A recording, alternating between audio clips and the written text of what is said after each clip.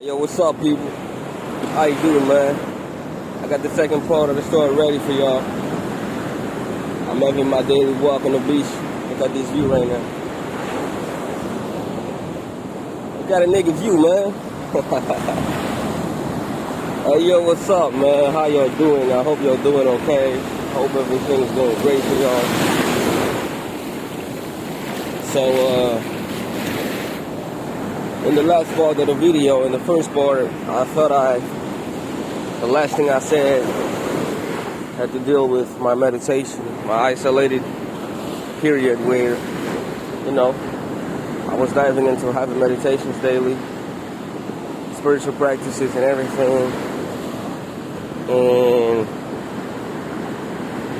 by July, I think it was around my birthday somewhere, and I did a meditation that, according to me, activated something. When you're building up energy, and then it reaches a point where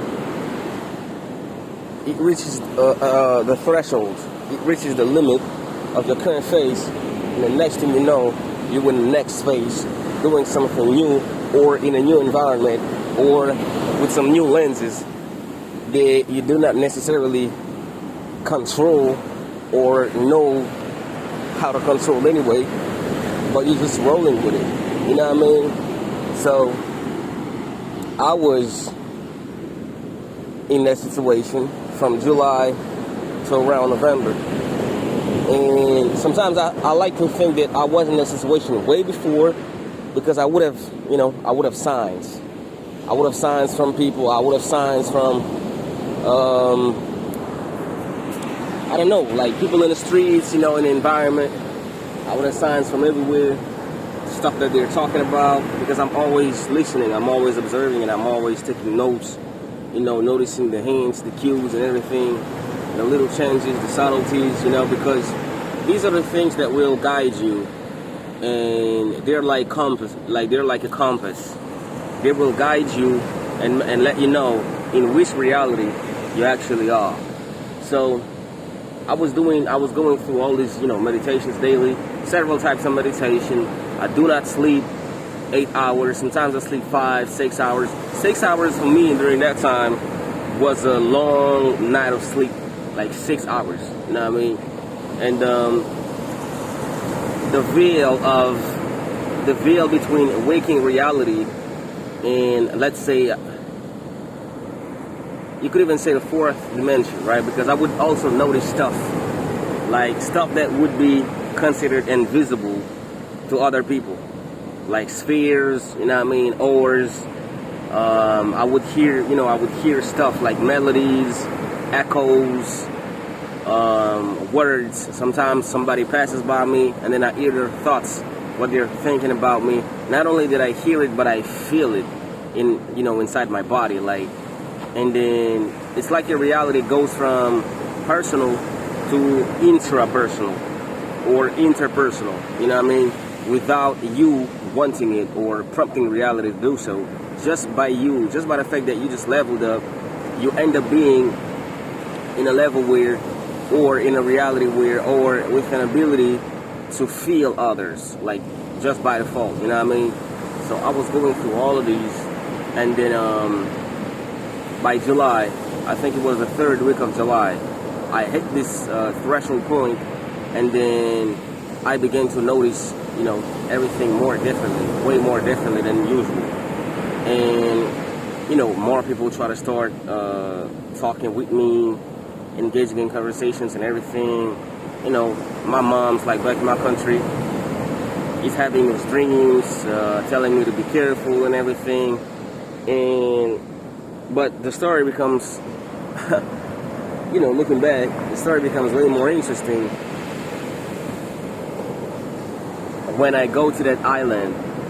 It was maybe, I don't know how many islands they were, but a friend of mine invited me to an island after I did a group meditation, because I had some friends, and every week, I would make it a habit to meditate with them with trance music, shamanic music and stuff like this.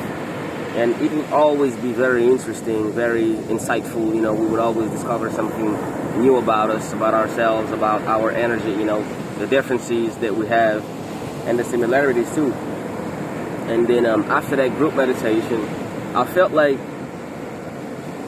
when you are not in your territory and you try to do good stuff to people, and then just by you trying to open up their system, trying to make them grow, trying to make them see, trying to allow them to grow, you activate like a radar or something.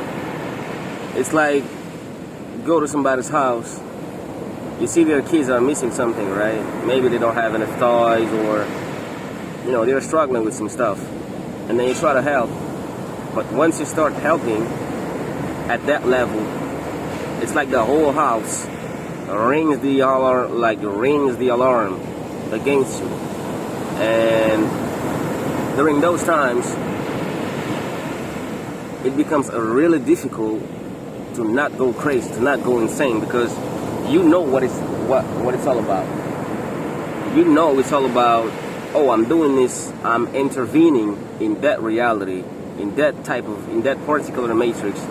But every time I do that, I get a response that is not really pleasant. I get a response that, no, you shouldn't be doing this because these people are for us. These people are locked up, their energies. We are feeding off their energies. Who are you to come here and try to liberate them? To come here and try to tell them, oh, you guys can be free, you guys can manipulate reality, you guys can mold time, you guys can take, different layers of time, based on what you desire, for example, what you dream, what you think you should be doing in life. You take all of these elements and you mold them together. You can even form your own timeline and everything. Who are you to come here and try to teach these people that they can be, they can be liberated, they can be powerful, they can be beautiful, they can have an amazing life, And every time I would do this group meditation, man, in the astral, somewhere, not in this physical dimension, they would come for my ass, man. They would just come straight up at me. And if you do that stuff constantly, if it's a lifestyle for you, if you're not in your territory, if you're not grounding every day, if you're not connected with nature, you are getting drained. You're getting drained constantly. If not through people, conversations, events, some, I don't know, urgency, some emergency, some shit just pop up, some shit just pop up just to distract you and, make you fall, make you drain your energy, make you leak, or make you, make you go mad. Something always happens to trick you out of your glory, out of your nobility, out of your silence, like your sacred silence, And I've always been this guy that, and this is why I've never registered in any of these, secret societies, occult, I've never gone there. I've never been interested to go and register my name or do anything. I've always thought, even since a child, when I first knew about them, I've always said to myself, you know what? If there is anything interesting going on in this type of groups and sects and communities, I will know. I will figure it out by myself, because if it's that interesting, they are not going to be the only ones having it, or knowing it, or practicing it. You know what I mean? And so, because of that, when you activate this radar on their system, they will try and read your energy. What type of energy you get? Where are you from? What type of creature that you are, or creator that you are? What do you create? What are you here for? And it's already another conversation. You go from the third dimension to the fourth dimension, where you're getting interviewed or questioned, or how do I say this? You're getting all these inquiries, from the collective mind of the place that you're in. For me, that was Saint Petersburg. For me, that was Russia, And particularly Saint Petersburg, because that stuff happened to me also in Siberia, in Novosibirsk, but it didn't happen this way. I guess they say that country, Russia, they have like multiple egregores. I guess that must be true because they reacted completely different in Saint Petersburg than how they reacted in Siberia. Although I must confess that the intensity through which I was moving in Saint Petersburg was way higher than that which I was moving in Siberia with. You know what I mean? So yeah, let's keep it on, man. I'm doing all this meditation. 3rd week of July, they invite me to that island, and then I go there, and unbeknownst to me, they have already agreed between themselves that, okay, somebody's coming here that it's worth noticing and it's worth monitoring, because we don't know. It's powerful. It's not us. You know what I mean? It's not from our tradition. It's powerful. It knows our language, because I speak Russian. You know what I mean? It knows our language. It's powerful. It comes from far away, because the Caribbean is really far. Like when you really think about it. Now I'm in Dominican Republic, right? When you think about Russia, it's like another planet for real, like dead ass. So unbeknownst to me, I go there, and even the places even the places that we walk through to take the canoe and to go to these islands, right? Even those places are, how do I say this? Structured places around their traditions, around their occult systems. You know what I mean? I'm not gonna say, this guy that I saw was a shaman. I don't know. Maybe in their tradition, these are not shamans. Maybe they're just, I don't know, warlocks. You know what I mean? Maybe they're just something else. But just because they work with occult or subtle energies, that don't mean they must be, shamans and stuff. So, and then when we came, I wasn't fully conscious of that, but I was observing everything, and I was just having my fun. You know what I mean? Like, when you end up somewhere, you don't even know you're there. You end up in a dimension. Everybody's around you. Everybody around you sees that. Everybody around you is picking up the intensity of your aura. Is picking up that you are here, but you are somewhere else. And you are more there than here. Of course, you have your body here, your physical body. You can talk to people, but you're not even interested in talking to people. Remember, I told you in the first video, from the end of 22 to 23 to half of the year in 2023, I was deeply, like, you know what I mean? I'm not gonna say I was deeply depressed, but I had a depression. I was going through some depression. But at the same time that I was going through the depression, I was also going through an ascension process, like an evolution process, like a mutation. You know what I mean? And this is what kept me afloat. This is what kept me afloat. This is what kept me, like, basically navigating. This is what kept me, just like I said, afloat. It created a bubble.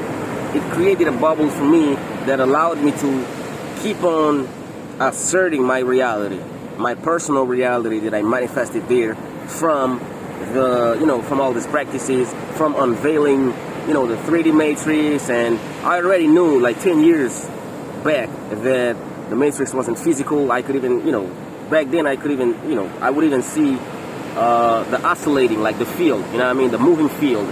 When you're looking at the sands, for example, you breathe a certain way, and then, just in 3 or 5 minutes, the sands are starting to move. You know what I mean? Left, right, left, right, left, right. They're starting to move. You're looking at the sea, you breathe a certain way, and then you start noticing things coming from the horizon. You know what I mean? You're looking at the sun, you breathe a certain way, and then you start noticing things coming out of it. Like it's just observation. You open, if you have this thing, like the third eye, if you have that shit working, okay, I'm not gonna say that shit, but if you have that beautiful instrument working, the first eye, if you have it working, and you know how to breathe, you know different techniques, and you are practicing it. I'm not saying you are mastering it, but you are practicing it. You're trying to find your way in and out of it. You know what I mean? and then these pockets of realities, these pockets of dimensions and stuff. The more you do it, the more you're gonna familiarize yourself with the other, what they call the other dimension. Sometimes I would underestimate my own abilities, my own awareness, my own intuition, just because, I must not be this powerful because my spiritual power doesn't correspond to how I want to live. Just because I haven't manifested this type of lifestyle, I must not be this powerful. I must not be this, all-encompassing mind that, that parties with the goddesses, from the sea, and then go, having a meeting with another being in a forest, deep in the jungle, and then fly away with the eagle or the hawk, and then, exchanging secrets with them. And then, all these things, like, you relegate them into a corner of your head, into a corner of your mind, because you don't have the necessary intellectual materials to make them intelligible to you, like to rationalize them. And this is a big mistake when you're trying to rationalize something that by default, by nature, is beyond your rationality, is beyond human 3D rationality.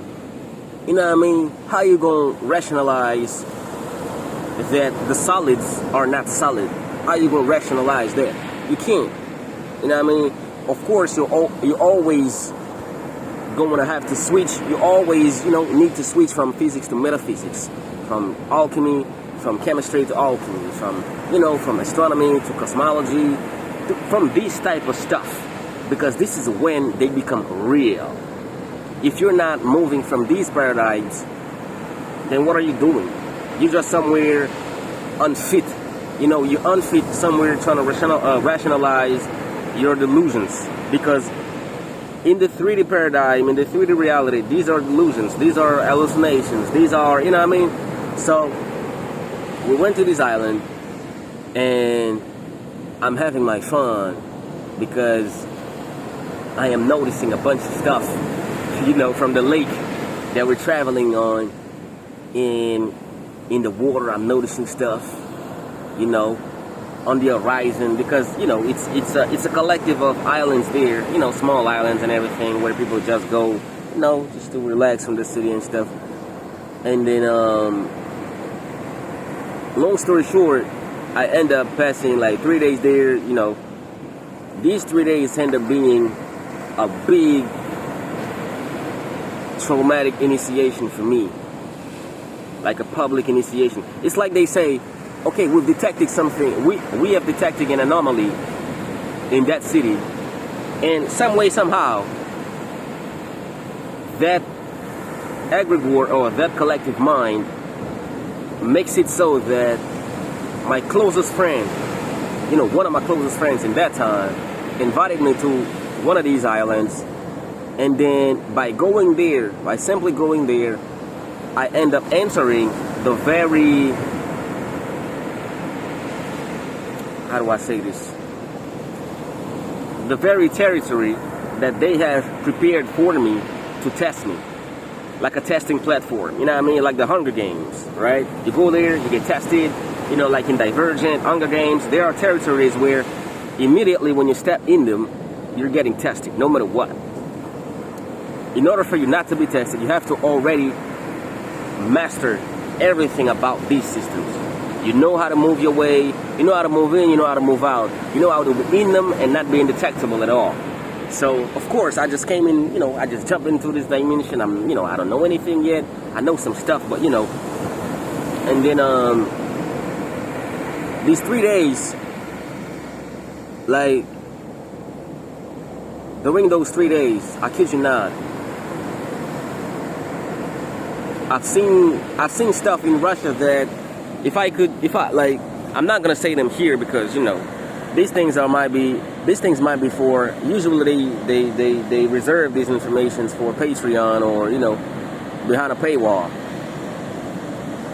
But I've seen some stuff that not only changed my whole demeanor, my whole perspective, my whole attitude, my whole view of not only Russia but humanity in general and the different families that constitute humanity. You know what I mean?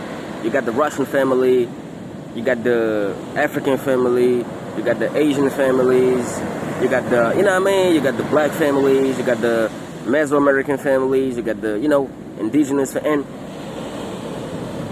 those 3 days, I can confidently say that I, you know, passed them successfully. I didn't lose any of my stuff. I didn't lose any of my abilities. I didn't lose any memory whatsoever.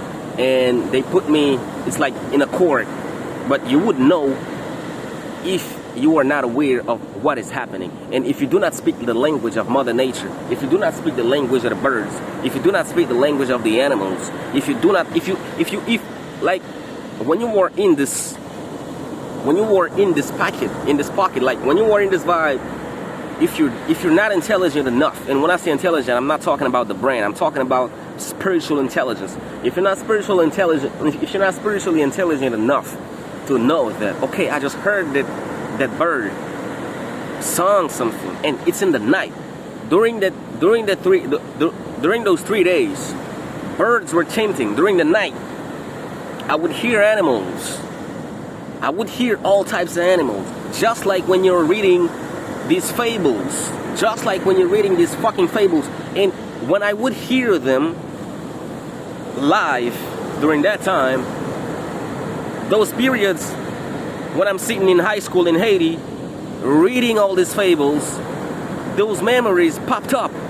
And I'm like, oh shit, I remember my Latin teacher told us, if you grow up enough, you will realize that these are not metaphorical stories. These are real events, but only for whom that have the ability to transcend the apparent, fable, or the apparent faces of it. Like, oh, it's myth, it's mythology, or it's a fable, or it's a legend. Oh yeah, these are some stories, or these are superstition. These are my nigga. You get into a dimension where all these things are not only real, but they become basic. So let me keep on with the story because I'm getting pumped, And then I'm hearing the sounds. The birds are, the birds are speaking literally, and I'm hearing other types of animals that are not active during the night. You're not gonna tell me a tiger, a jaguar, a pig these animals are not active during the night, and we are sleeping in tents, right? I'm sleeping in a tent by myself, and during the installment of the tent, my closest friend installed the tent, and he put something on one of these, one of these things that you plant or you dig into the ground to hold the tent stable. He planted something there. I guess you would call it a guard or something, just to monitor my ass. And then while I'm sleeping, I'm not even sleeping. I'm just, because during that time, I kid you not, my breathing changed completely. I completely changed. How do I say this? It's like I hacked into it, because my normal breathing, or anybody normal breathing, regular breathing, would be like, you breathe out, you breathe in, you inhale, you exhale, and you don't even think about it. But during these times, I would consciously breathe. And when I say breathe, I'm talking about deep breathing.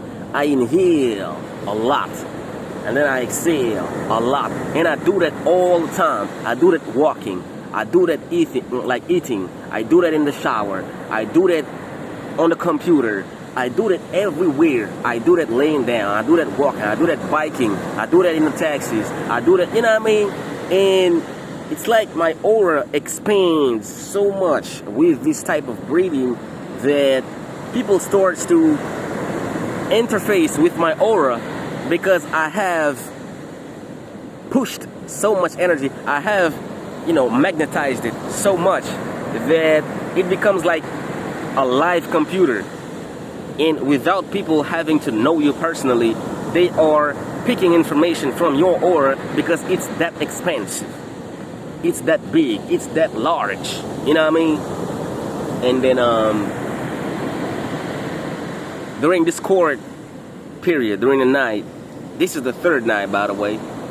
During the first and second night, I got tested multiple times in the water. You know, they gave me stuff to fish, and I caught, you know, big fishes, stuff like that. But the whole 3 days, the whole challenge, the whole, oh, we're gonna put you to the test, we're gonna put you to the fire to know what are you made of.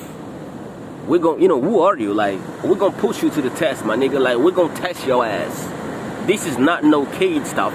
You gonna get tested, and if you come out alive, if you come out with all your memories, if you come out with the awareness of what had happened, then you will know in what type of reality, in what type of ambience you are. So I get tested day 1, I get tested day 2, and day 3 is the grand judgment. I'm laying down in the tent. I had a necklace, a lapis lazuli necklace, because, you know, this is one of these stones where, for me, it's not even a stone. Like, it's like a dog that you have. I'm not gonna relegate them to the, you know, level of dogs, because these are completely different beings. But at the same time, you get what I'm saying. Like, for me, they have personalities. They have, and this is one of these closest stones to me, like lapis lazuli and shit, lapis lazuli and amethyst. And I would always have it in my neck. And in that tent, I began to feel that somebody was trying to, like, either suffocate me, choke me, or they were trying to, like, snatch the necklace out of my neck. And I began to talk in my sleep, and not the regular talk. Not the regular talk. It's like when your grandma is in the house and something is happening outside that should not be happening, and as the mistress of the house, of the territory, she comes out and say, "What's up? What is happening? Don't you guys see? This here is private property." You know what I mean? It was this type of vibe. I'm speaking in my sleep, right? And then something tells me, don't be all the way pumped. Don't be all the way authoritative. Don't be all the way like with the shit. Just back down a little bit for you to understand what's going on and how many of them is already here. And that's what I do.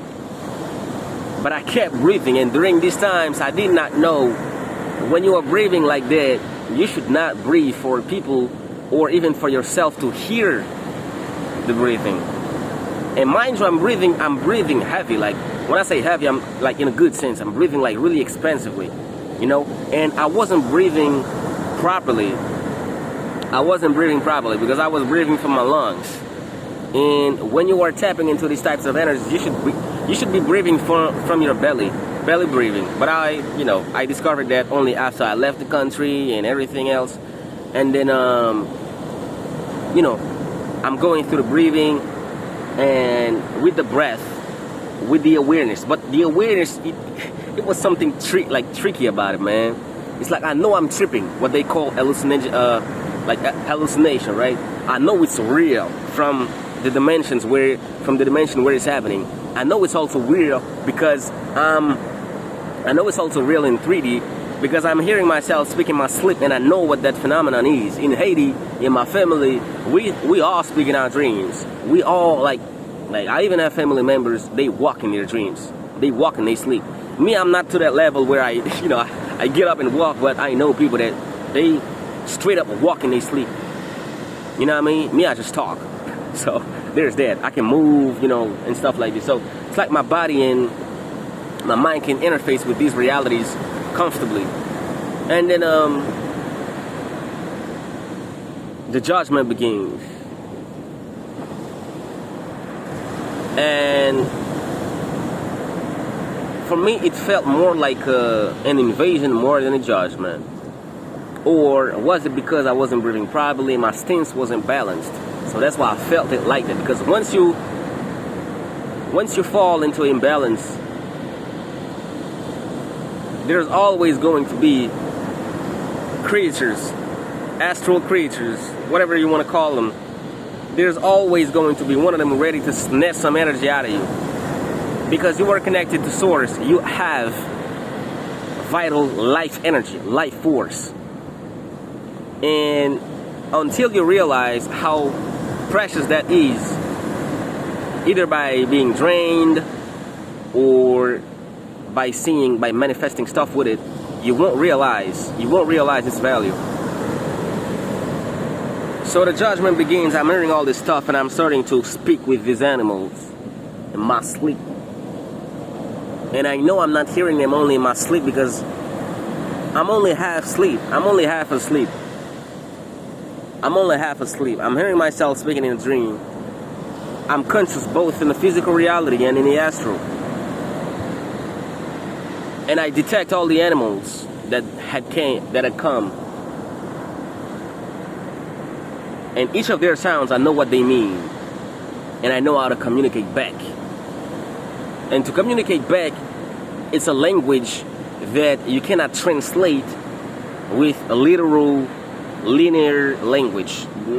Nah, it's not. It's like you're trying to explain a VR, right? A VR headphones or a headset, a VR headset, to somebody who's only using the first generation of Nokia, who's not even 3G. It's just you just use it to make phone calls and that's it. Try to explain virtual reality to that person. Try to explain a video call or an holographic video call and hologram. You see the hologram of the people or the person that you're talking to, right?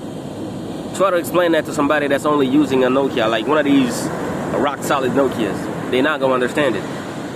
So I'm interfacing with these beings, and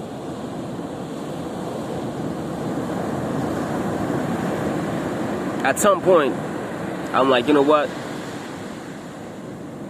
I fucked up because I shouldn't be here anyway. And the night seems like it's gonna be long. It's gonna be a long night. So let me just allow them to see what type of person I am from the day I came into their territory. Not from way back.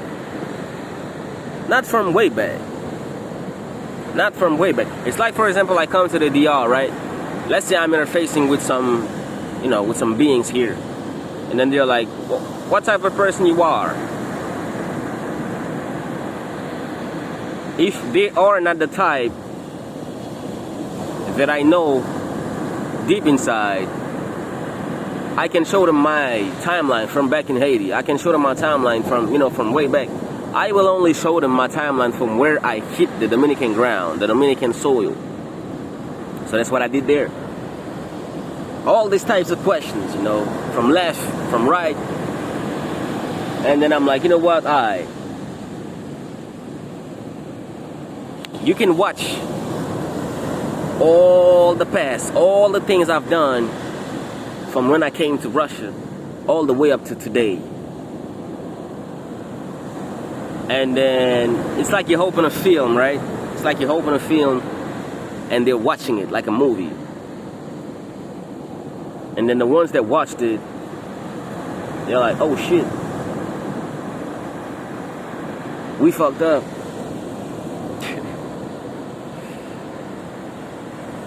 It was like, oh shit, we fucked up. Because he's not moving according to our rules here. He's not moving according to our principles here.